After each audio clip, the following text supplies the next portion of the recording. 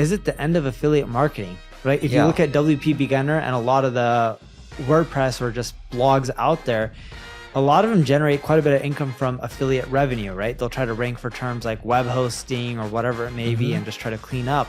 But we've seen in the past, less than a year, maybe year and a half, Google's been whacking a lot of the affiliate sites that have been ranking for these terms, and that's been killing a lot of the revenue for these quote unquote affiliates. Dude, we had an online flower retailer reach out to us. And so what happened was that all their affiliates that were ranking well for the flower keywords, they all got destroyed. They all got pushed down, right? Yeah. And it's all like Reddit and like communities that are like number 1 through 3 now. So they're trying to figure out another strategy. So, businesses that relied on affiliates are getting crushed, and affiliates are getting crushed as well.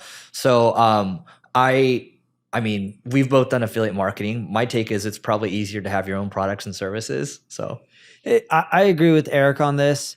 I would also say, though, as a business and a marketing channel, you should include affiliate in the mix. Just don't expect it to do as well as it used to. It's not a panacea. Yeah, and everything goes through ups and downs and waves, and that's okay. Just like SEO, sometimes SEO does better for you, or paid ads on Google, or then, Apple rolls out a change with the iOS, which affects Facebook advertising and who you're targeting. So then maybe your Facebook ads don't work as well. It's pretty much taking an omni-channel approach. And if you take an omni-channel approach, some of the channels rise up, some of them rise down, but overall, hopefully the channels are rising up. I'll say if you're starting out though, it's probably worth learning affiliate marketing, because when I started, I learned the most doing affiliate marketing, because you learn about all these different channels and you're trying to like make things happen, right? There's a number that you have to hit, which is your livelihood, right? Yep. And that pushes you really hard. But I would just say as quickly as you can, try to get out of it. Because the other thing too is if you go too deep into the affiliate space, you'll find that there's a lot of people are, I'm sorry to generalize here, but many people I've met in the affiliate space are unpleasant. And they're very, me, very inward focused. And the sooner you can get away from that, the better. And you usually find that people that are building their own products and services, especially as the businesses get bigger, these people are generally more pleasant. Dude, I'm with you on that. You learned quite a bit in affiliate. What was the next thing that you ended up learning? Actually, I started with SEO first. SEO first, then affiliate? And then affiliate, yeah. Yeah, mine was SEO first, then social media marketing. Really? Yeah. Dig, Reddit. Oh yeah. You're pretty good at Dig. Yeah, I was really good at Dig. You're known for back Dig. in the day. Yeah. I had like a top 10 user account. Yeah, I mean, back in the day too. So when I used to visit Neil's place, this is like 13 years ago in Seattle, Neil would have a separate computer just for following people on Twitter. I had that going too. That worked really well. Yeah, that worked really well. Yeah. Social media did really well back in the day. HubSpot shares plunged 12% on the report that Alphabet, aka Google, is shelving interest in acquiring the software company. I'm assuming, Eric, you saw the news that Google was interested in buying them a few times, a couple months ago. Yeah. It came out a few times, and Bloomberg reported that they never were in detailed discussions about due diligence, which means it never was a real thing. Or it was never that far. Yeah. Exactly. It wasn't a real thing, never got that far, and it doesn't look like Google was ever truly interested. If they did buy HubSpot, it would be more than double the size of their biggest deal that they ever acquired in the past, which I believe was Motorola Mobility or Motorola something. Nokia? Was it Nokia? I thought it was maybe Motorola. Maybe Motorola. Oh, actually. No, I think you're right. I think Motorola. I think Nokia was more related to Microsoft. I could be wrong. Yeah, Google's largest deal with $12.5 billion, Motorola Mobility, which they acquired in 2011. I remember they talked about this on the All In podcast, and they're like, "Yeah, this makes a lot of sense." Blah blah blah. They tie in all their data. Da da da da. I was like, it kind of seemed like a stretch, but yeah. I agree. We talked about this a while ago, and my take on it, and I know you agreed on this as well, was if Google's going to acquire someone, they're better off just going and HubSpot's a great company, by the way, right? Eric and I are both speaking at Inbound. We both use it. Yeah, the founders are both great. And it's not about if it's a great company or not. It's more of, is it a fit?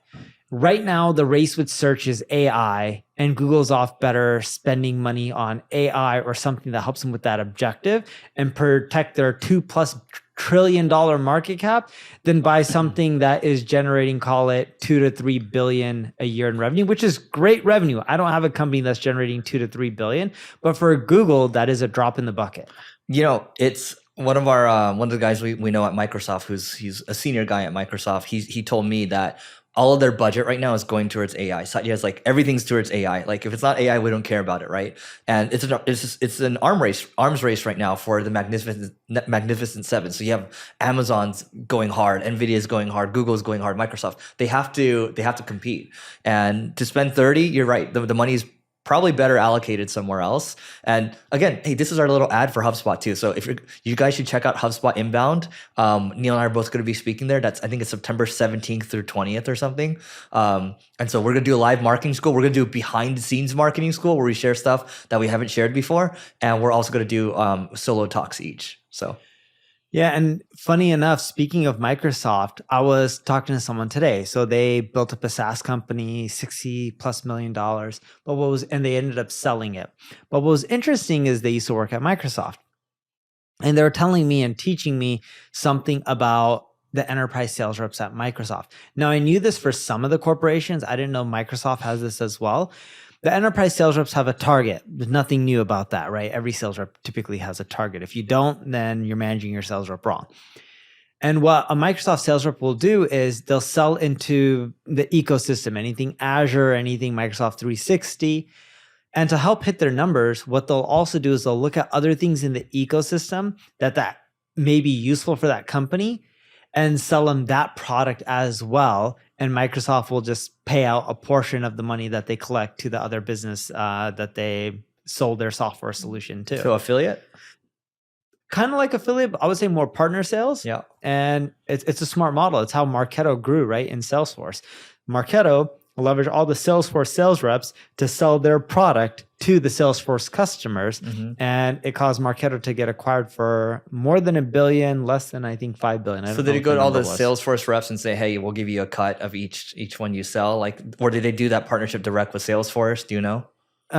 They did a lot of it with the sales reps directly, from my understanding. Oh, that's interesting. And they got acquired for $4.75 billion.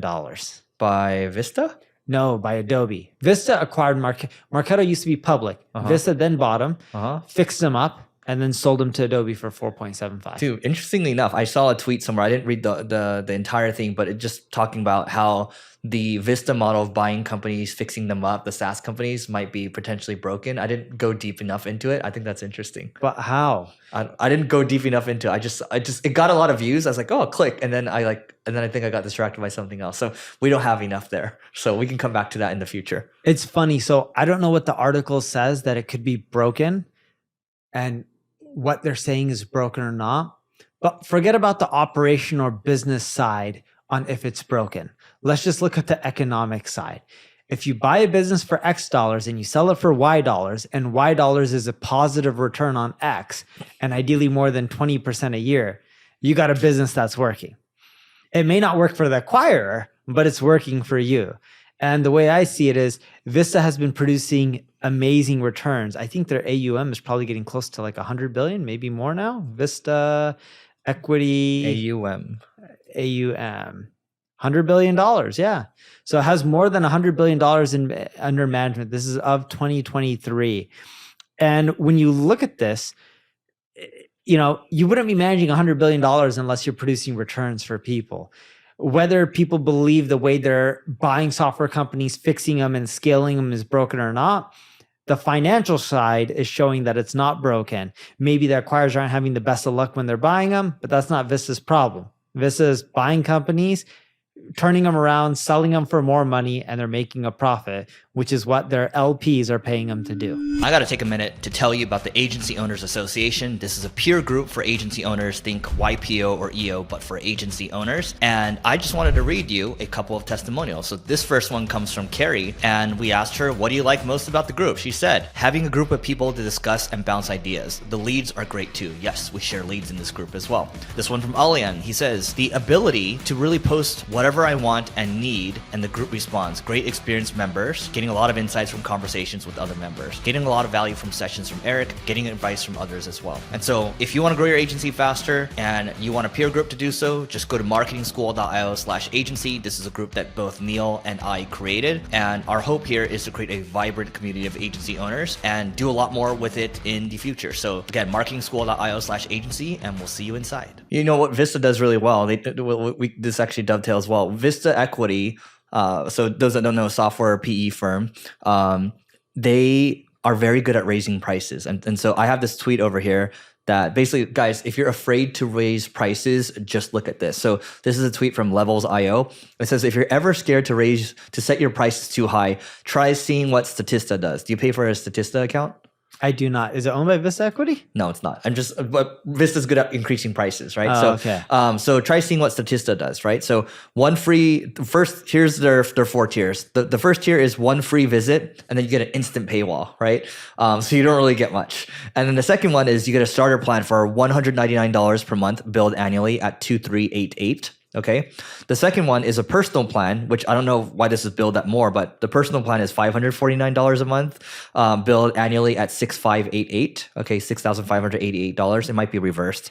Personal starter, and then the pro plan is $959 per month, billed annually at $11,508. Wow. Right, $508. No F's given. It says just 1,000 user times 6828 is 6 million ARR. 10,000 users, 68 million ARR. In 2022, they did 140 million in revenue, so about 20,000 paying customers. So the moral of the story here is to increase your prices, which is what a lot of SaaS companies are scared to do. But when PE buys you up, one of the first things to do, increase prices. We have a mutual friend named Patrick Campbell who used to run ProfitWell, I believe was the name, or Price Intelligently. I don't know. Sold it for $250. Okay. And $230. Sorry. Whatever the number was. He made good money. Smart guy. He had a lot of data on SaaS companies, and he would always tell me one thing.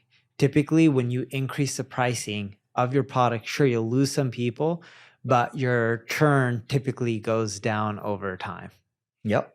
So it's like you can end up making more money and it's more profitable. Funny enough, we ended up giving it a try. What we found is depending on depending on the customer type, we have actually, in majority of the cases, we've seen what Patrick said work. If a lot of your competitors are charging really high for a product and then you end up charging less and less and you're going more bottom of the funnel and just undercutting everyone in price, we're seeing that tend to work better than just increasing your prices like the competition. It's going back to if they zig, you zag. But we've seen it work in just only a few cases where when we increase the pricing, like on SEO tools, when everyone else is charging $100, it actually becomes harder and harder. But when we decrease the price, not only do we get more conversions, churn actually went down. Maybe it's a brown person thing. You know, here's why I say this, guys. So I'm not being racist. So we have a mutual friend, Syed, right? Which I want to talk about in a second. But Syed's very good at charging lower prices when it comes to the WordPress space, right? And you're also very good at charging lower prices too, right? So maybe it's the aura of brownness where you want to help people save money. It's worked well, but I tried the other flip side where I tried increasing the pricing. What I saw is decrease in signups proportionally, right? So if you're charging $10 and you're getting 100 signups, in theory, if you're charging $30 and you can maintain 33 signups, you're pretty much breaking even, right? On a monthly standpoint. What we were seeing is you wouldn't end up getting 33 signups. We were actually getting less than that. And then on the flip side, we also saw churn go up. So we found that when we have lower pricing, more signups, and lower churn, but we've, in most cases with SaaS products, I've actually seen increasing pricing, improving overall revenue, and decreasing churn. The instance I'm talking about is when everyone is continually increasing their price. When you go the opposite direction, that's when I've seen it play out really well. I think the key takeaway here is it depends and you have to test. I want to take a second to tell you about my podcast co-host agency, so NP Digital, so Neil Patel Digital. What they do is they do a whole host of marketing services and they are global. They're worldwide. They have SMB services as well. They have mid-market to enterprise services as well. They cover the entire gamut. So you can just go to mpdigital.com to learn more about it. And now back to the episode. Let's talk about Syed really quick. So he sent me a text message yesterday. And I wanted to talk about Syed Balkhi's smart WordPress M&A strategy. And so you want to give a background on Syed first? So Syed, he has a website called WP Beginner. He's well known in the WordPress space. He has a whole host of his portfolio companies, all WordPress companies. He invests in all of them. His company is called Awesome Motive, yeah. Or WP Beginner is the blog. Awesome Motive is kind of the, I guess, the umbrella company, right? He, plugins like Often Monster, All-in-One SEO, he's affiliated with all of them. Yesterday, he sent me a text. You know how we've been talking about community a little bit, how community might be the new SEO?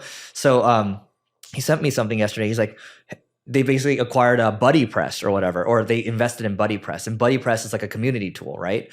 But it just goes to show that one, he's keeping his ear to the ground and he's listening at what the trends are. And then he's very quickly just figuring out, okay, who's actually good in the WordPress space for this? And then usually he'll take a minority stake. Sometimes he'll take a majority stake. But he's kind of just trying to take as much mind share as he can, try to get just as much distribution as possible. And it's worked out well for him.